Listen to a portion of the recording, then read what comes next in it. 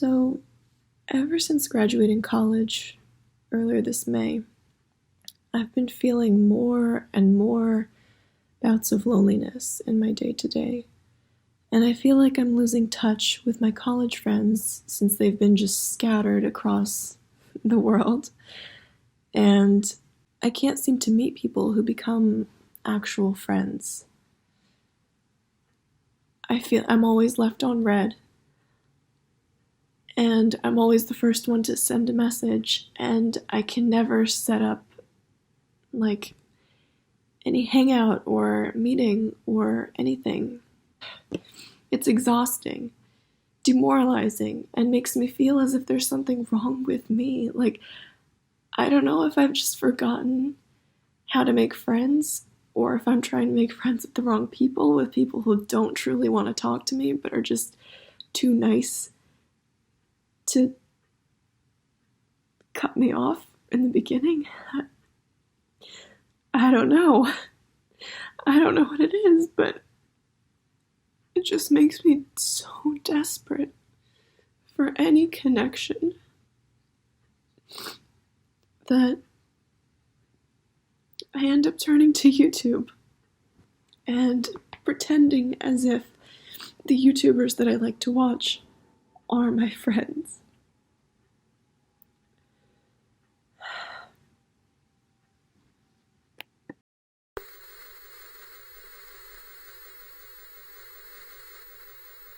Hi everyone, and welcome back to my channel. Today I want to talk about something a little different from my usual content, because it's something that has been really giving a noticeable change and effect in my general life and my relationships and even my wallet sometimes. And I thought because it's impacting me so much, it might be also impacting some of you if you're watching this video on YouTube. My question is though, as a YouTuber, your job is to make everyone feel like they are your best friend. And when you do that to people, they feel like they have leverage on your life and can also have an opinion on who you are and what you do. So I don't know about you, but I watch a lot of YouTube. I watch it a lot. When I say a lot, I mean a lot, okay? And about a month ago, I was coming home on a regular day after work. I got on my computer, got onto YouTube, went into my Watch Later playlist, and I picked a video to watch. I don't know, about halfway through the video, my boyfriend comes in the room because he hears me laughing my ass off. And he's like, "Is it Simply Nailogical?" And I'm like, "Yes." And he said, "I feel like you watch Simply Nailogical and all these other YouTubers way more than you actually see your own friends. I feel like they are, kind of your friends at this point." I'm not, actively seeking out how to peel my nail polish off with some new gadget, but every video with them feels kind of like I'm hanging out with them. So I end up kind of feeling close to these YouTubers and caring about them. I understand their inside jokes. I vibe with their portrayed personality. And I feel like I know them. I feel like there is a relationship there.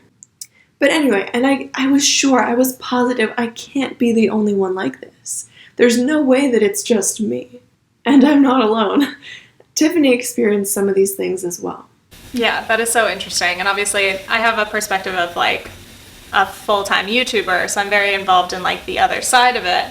But also I watch so much YouTube. I, in past years, did not watch a lot of YouTube, but now I literally am constantly watching it. I watch it when I get ready in the morning. I'll spend hours watching it. I will watch it before I go to bed. And I don't think most people spend at least 3 hours a day watching YouTube. That's a lot. Yeah. So I can definitely relate to the feeling of being that connected socially to these people, and also not putting any effort in at all to make actual real life friends, which is problematic. So as per my nature, I decided to investigate this whole feeling and these weird things that were happening to me that once I realized them, I really didn't like. And so this psychological phenomenon, that feeling like YouTubers are your friends, is something called a parasocial relationship. And it's defined as a one-sided relationship where one person extends emotional energy, interest, and time, while the other party is completely unaware of the person's existence. Stalking from a distance, if you will. So, and this is something that used to typically only happen with celebrities and maybe like cartoon characters or book characters, but it's taken to an entirely new level with YouTubers. First of all, YouTubers, unlike celebrities, in their videos, they are depicting their actual selves, their own personalities. They're not obviously acting as a different character. Additionally, more specifically, YouTubers are giving you direct eye contact, addressing you directly and talking to you, giving you a unique name or in-group identity. So in the most like basic form, you may call them followers or subscribers, but a lot of YouTubers tend to call their viewers like their friends or like the so-and-so family. Hello, friends. You beautiful bastard. Hello, my dudes. Hi, sisters. But like, obviously, there's a purpose to these greetings and referring to your audience that way, because it does imply that there's like more of an emotional connection there rather than just like, hello, one of thousands of viewers. Like, that's not personal. That's not fun. Mm-hmm. Yeah, it makes you feel actually part of that collective and that more selective group of people that is watching consistently those videos. Mm-hmm. So you feel like you are a part of something, that you are being literally addressed. Yeah. As opposed to just like, oh, hey, everyone. Yeah. Because everyone is literally everyone. It's not specific. It's not a label. It's not like, you know. Right. But like even ijustine, she actually got a question about, now that she is so big but still addresses her viewers as friends, why doesn't she change it now? It's crazy because in the beginning, when I first started doing this stuff, everyone was a friend. I knew every single person that was following me because it was such a small community and a small audience that everyone knew each other. I would recognize people's avatars. I would see the same people tweet me all the time. And it's crazy because even though I do have a bigger audience, I'm still reading my comments. I'm still on Twitter. Even though I may not respond to everything, I recognize the people who continually tweet me. I recognize people who comment all the time. So I sometimes think that you guys don't think that I do read my stuff, but I do. I'm here all day on Instagram, on Twitter. With that being said though, I have cut back significantly because I think that through the years, I was so focused on social media that I wasn't living my own life. So I think that I have finally found sort of a happy medium between that. I still definitely spend way too much on my phone, too much time on my computer, but I've cut back a lot. I guess to answer your question though, I'm not going to be changing it to follower because I still consider you guys friends. So despite the fact that she will continue calling everybody who watches her videos her friends and everybody who interacts, it's still not really a friendship. It's more of just a familiarity because you are watching her videos consistently. You are familiar with her face and her voice and her personality and her quirks and whatever. But this familiarity can often be mistaken for feelings of friendship because it gives you the same vibes. It does feel similar. I mean, like, really, people will say, like, I missed you, like, when they see a new upload, or, like, I was wondering what you were doing, or, I don't know, like, you do feel those emotional connections that you would feel with friends. Mm-hmm. So it's hard to distinguish the two. Like, you don't think of your favorite creators as familiar to you. Yeah, or at least you definitely I don't. That's someone I'm vaguely familiar with. So endearing. Additionally, giving you different calls to action as the friend would and asking you to do stuff. Enjoyed that? Please give me a big thumbs up if you did. Hit the subscribe button if you want to see more videos, and head over to my Instagram if you like more workout videos. Frequently publishing new content. Make sure you subscribe to my channel. I put out new videos every Wednesday. Filming in a relatable location or background like a bedroom, which makes it feel like you're kind of at their house almost. And most importantly, sharing intimate and personal information with you. Sharing really intimate parts of their lives and like crying on camera, showing emotions and talking about really relatable things that their audience can be like touched by and feel like, oh, only a true friend would confide in me about the fact that you're depressed or that you're struggling with this or that, you know, whatever else. That also makes you feel like this is actually your friend. Right. That you literally know this person and they're not just some stranger posting content on a website. Right. Well, that's where I think like really personal content comes in. Like some videos are kind of like those like late night sleepover chats that you'd have where you're like, let's talk about the universe and religion and our deepest, darkest fears and insecurities, but you're getting that in a video. Yeah. And yeah, of course those like very personal things will, if you already have that initial connection with someone, only deepen that, because now you're like, whoa, like maybe you can connect even more with that. You can relate. You feel like they've opened up to you in a way that's significant. And all of these elements of a typical YouTuber in their typical YouTube videos make it all too easy to become really invested in them and feel as if you're immediate friends. So inevitably, since you already feel like you're friends, you'll begin to do things that only really friends would want to do, which is like know more about their personal life. Yeah, and then you just want to end up knowing more about them, like, oh, what's the rest of your life like? It's funny, I've thought this about YouTubers, like say they mention like an ex, or like they had a relationship and you're like, I want to know like why'd they break up, like I want to know, not for the sake of tea even, but like you're just like I was invested in that relationship and now they broke up and they're not going to tell me why. It's so weird that we feel deserving to know that very, very personal information. Yeah. That's so different than like opening up about other things.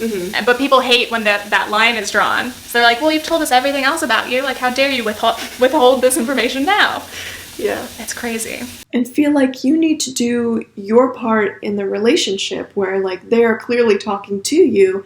You want to respond and react. So you like and you comment and you subscribe. And you want to try to get them to notice you and actually see you back. So you create a fan page. You maybe give them money on their Patreon. You buy their merch and products. You send them fan mail to their P.O. boxes. Pay for and attend their meet and greets. I feel like that's also partially trying to break that virtual and invisible barrier and trying to make it also physical. Like, oh, you get to see me. We get to meet each other and like talk a little bit almost. Right. Yeah. Like you are literally paying to like have that one-on-one moment. But yeah, and the other interesting thing about the meet and greets is that when you go up to meet like this person, you hug each other. Right. Right? Two actual strangers. One knows the other probably pretty well. And then they hug. Yeah. I know, if you actually think about it like that, it is very strange that that's like not only acceptable, but it's like the default thing that you would do. Yeah, I find those interactions really uncomfortable from what I've seen. Some people cry, and that's like obviously really awkward for like the creator, because like no matter how many people you've met and had cry at the sight of you, I'm sure it never gets normal or comfortable. Like, what do? You're like, hi, like you have 2 minutes to talk to me and you're sobbing, so. Yeah.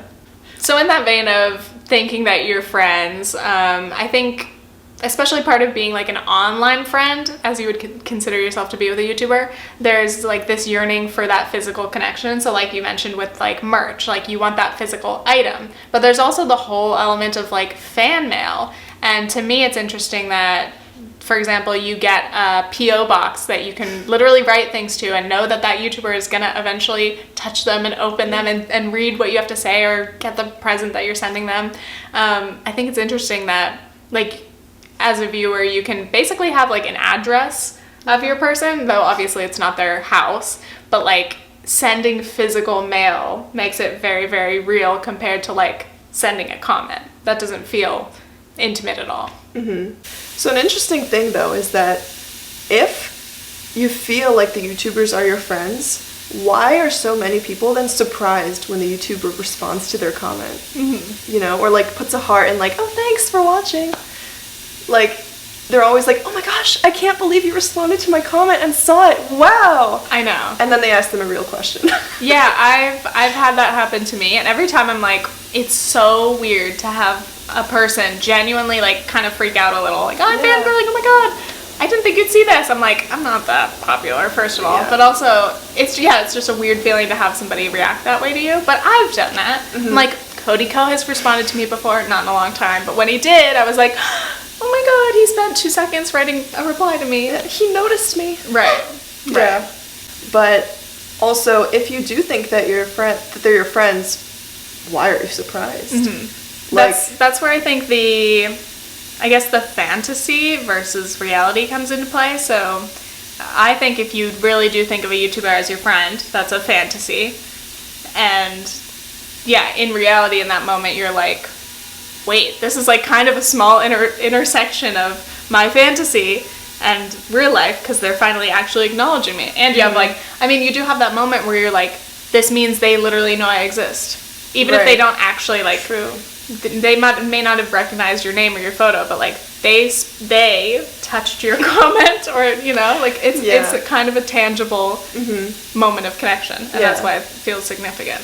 However, when it comes to actually meeting them, they may not be the same as they are in their YouTube videos. Right, because when you see people on the internet and then you meet them in person, they're not always the same. That's an unfortunate fact that I've learned over these years. They may not care about you or like you at all. And if you even match with them on Tinder or something, as soon as you tell them that you know about their YouTube or know something about their YouTube, they immediately unmatch you, unfollow you, don't want anything to do with you. It's important to remember that these YouTubers are still strangers to you. Just because I have a channel and I share my life with you guys doesn't mean that you necessarily know me. In a way, you do, but when you think about it, there's over 10,000 minutes in a week, and you guys are seeing about 10 to 15 minutes of my life. And some like weird dichotomies that happen here are that you ask them information that only a friend would know, but you also wouldn't ask your friends these questions usually anyway. When you do meet them, you don't really have anything to say to them other than a generic, oh my god, I can't believe it's you, I can't believe you're real, I can't believe I'm meeting you, oh my god, I love your videos, you're so great, you've changed my life, yada yada yada. And even when you seem to have more than 30 seconds to kind of talk to each other, people don't really have much more to say. Alright, should we do this? Here we go! I tweeted just the phone number. Let's see who's brave enough to call. I love your videos and Thank you. Great. Hello? Oh my god, I heard you're lying.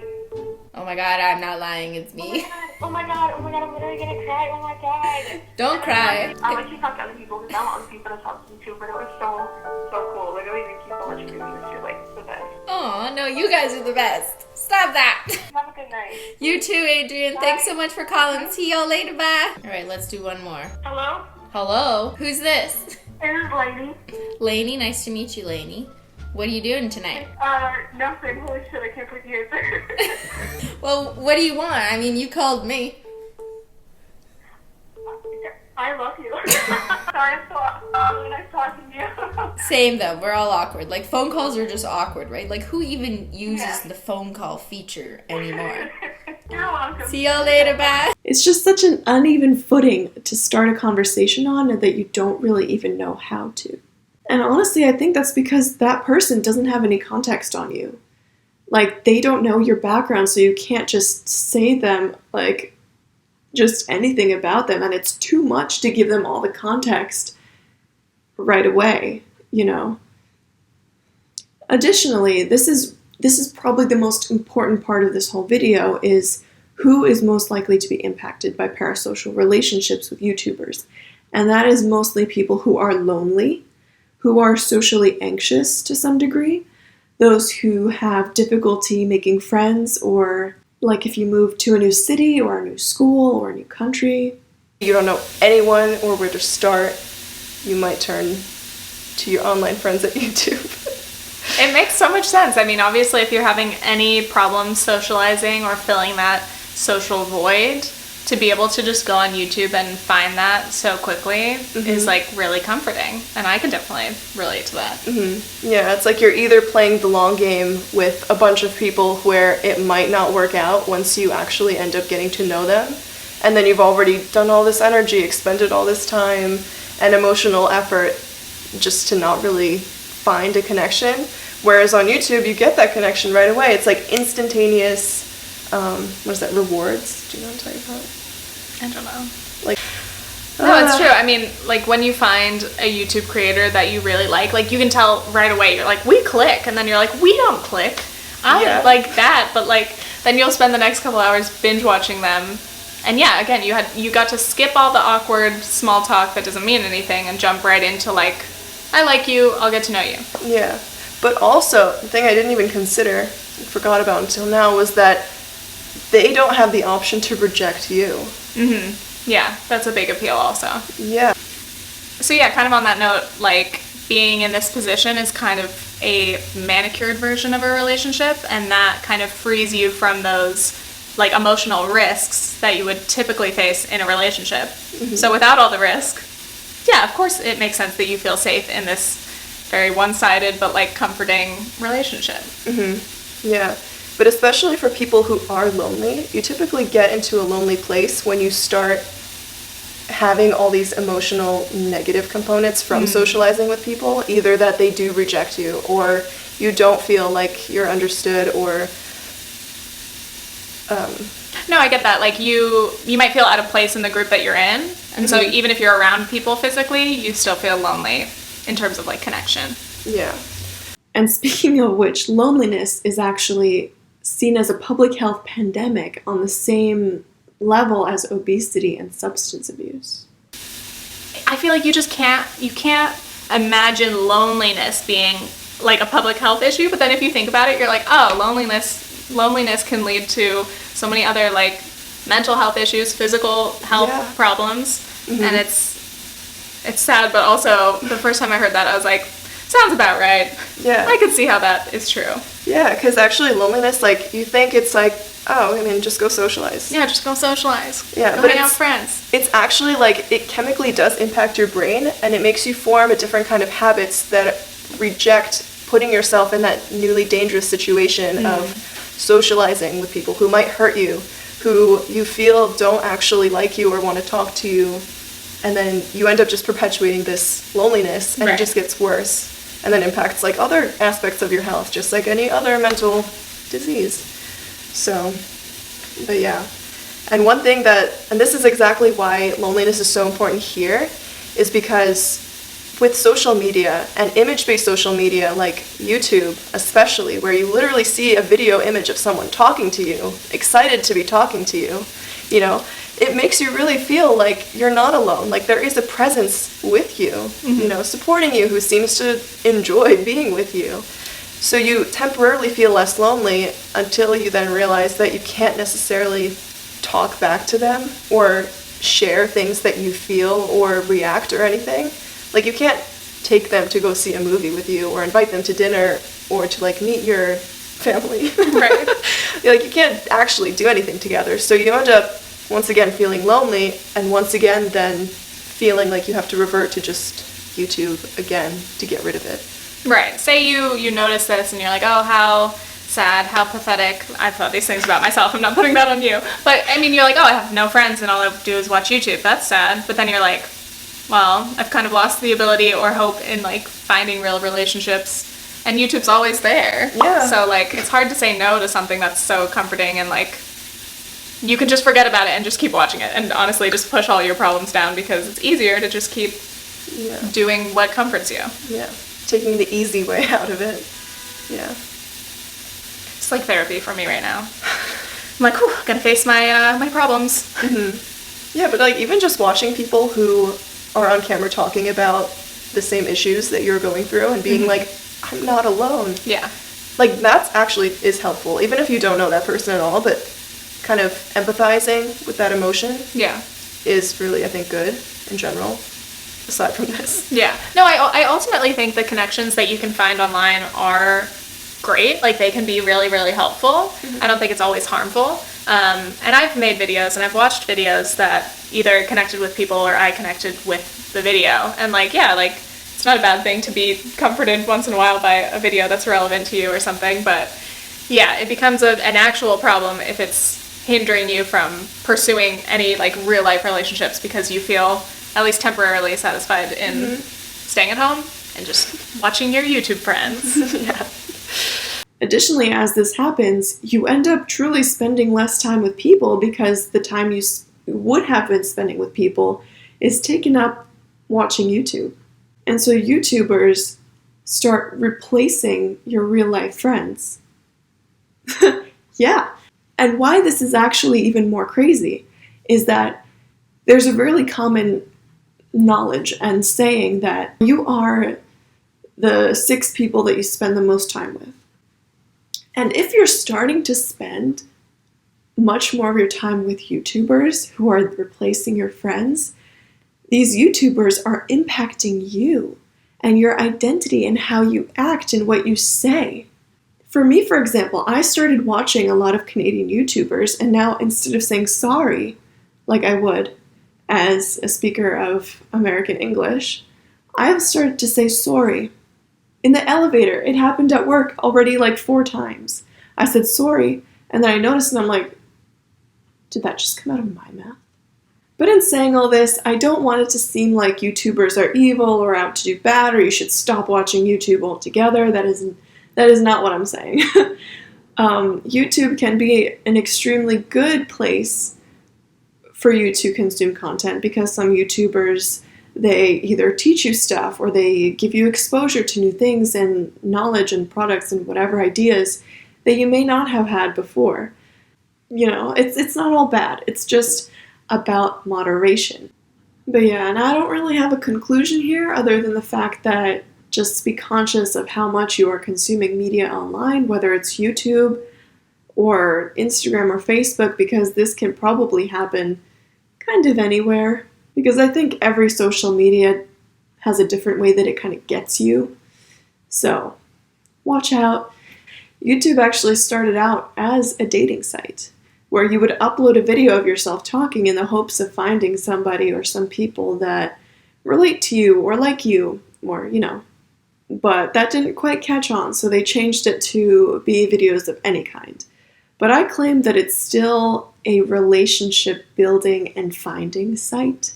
Maybe not dating, but relationship building and finding. Because it's a place where you virtually meet people and then you fall in love with them. Thank you so much for watching, and I'll see you next time. Bye!